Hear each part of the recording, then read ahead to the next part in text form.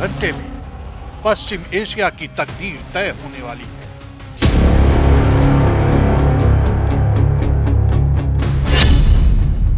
इस्लामाबाद में शांति बनाम संघर्ष की सनसनीखेज पटकथा।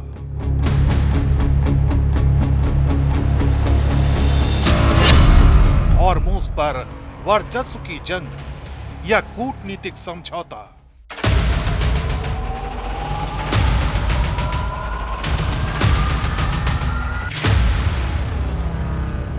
स्ट्रेट ऑफ हॉर्मुज़ से आई ये तस्वीरें ईरान की हॉर्मुज़ सुप्रीमेसी का दावा करती हैं। समुद्र में गश्त करती नौकाएं, जब्त किया गया कंटेनर जहाज और संदेश साफ है कि इस अहम समुद्री गलियारे पर पकड़ किसकी है। इसी बीच दुनिया की निगाहें इस्लामाबाद पर टिक गई, जहां कूटनीति का नया दौर शुरू होने जा रहा है। सवाल यही है कि क्या ये बातचीत शांति का रास्ता खोलेगी या फिर वर्चस्व की जंग को और तेज कर देगी। हॉर्मुज़ सिर्फ पानी का रास्ता नहीं, बल्कि वैश्विक ताकत का सिंबल बन चुका है और अब इसकी दिशा तय करने वाली बातचीत एक बार फिर पाकिस्तान की जमीन पर हो रही है।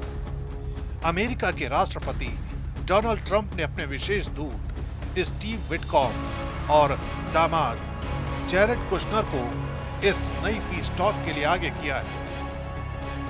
As you know, and I spoke about it earlier this week, the president was flexible in granting an extension of the ceasefire throughout this time. The president has decided to dispatch Special Envoy Witkoff and Jared Kushner back to Islamabad. The Iranians want to talk. They want to talk in person, and so the president is, as I've said many times to all of you, always willing to give diplomacy a chance. So Steve and Jared will be heading to Pakistan tomorrow to hear the Iranians out. We hope progress will be made, and we hope that positive developments will come from this meeting, and we will see. And the president, the vice president, the secretary of state will be waiting here in the United States for updates, and the vice president, I understand, is on standby and will be willing to dispatch to Pakistan if we feel it's a necessary use of his time. White house की press सचिव Karoline Leavitt ने साफ कहा है कि Iran बातचीत करना चाहता है और आमने सामने संवाद की इच्छा जता रहा है। इसके साथ ही उपराष्ट्रपति जेडी वेंस को स्टैंड बाय में रखा गया है, जो जरूरत पड़ने पर इस्लामाबाद पहुंच सकते हैं। ये संकेत है कि अमेरिका इस बातचीत को बेहद गंभीरता से ले रहा है और किसी भी मौके को गंवाना नहीं चाहता। हालांकि दूसरी तरफ ईरान ने तस्वीर कुछ अलग पेश की है।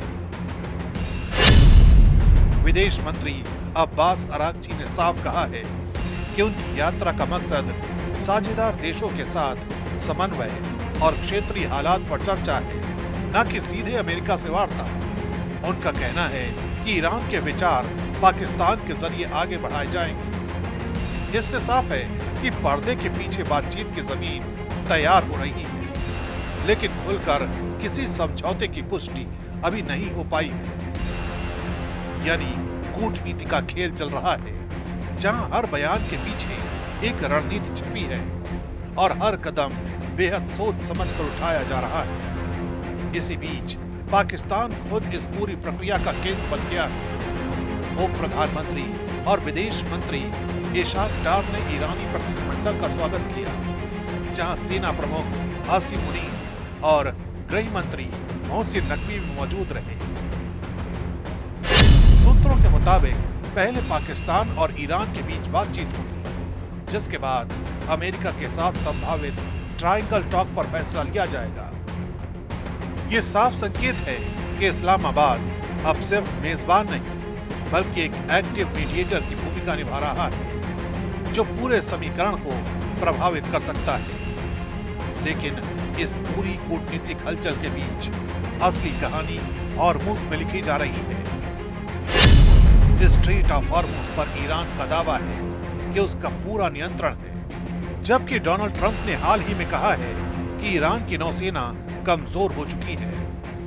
यही विरोधाभास इस संघर्ष की असली तस्वीर दिखाता है। एक तरफ ताकत का प्रदर्शन, दूसरी तरफ बातचीत की कोशिश। अब देखना होगा कि पाकिस्तान की जमीन पर होने वाली यह बातचीत शांति की दिशा तय करती है या फिर ये तय करती है कि हॉर्मोज का असली किंग कौन है।